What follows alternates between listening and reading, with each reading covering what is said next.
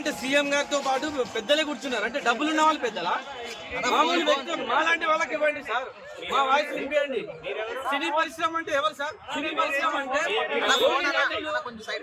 50 నుంచి 100 కోట్లు 150 కోట్లు తీసుకున్న వాళ్ళు మాత్రమే అక్కడ సినీ పరిశ్రమ. సార్ సినీ పరిశ్రమలో ఎవరెవరు ఉంటారు సార్?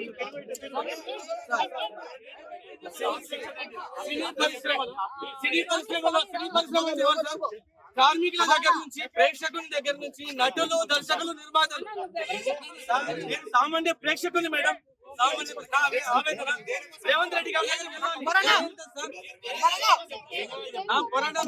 సామాన్య ప్రేక్షకుని గురించి ప్రేక్షకునికి అందుబాటు ధరల్లో టికెట్ రేట్స్ లేవు సార్. ప్రేక్షకునికి అందుబాటు ధరల్లో టికెట్ రేట్స్ లేవు.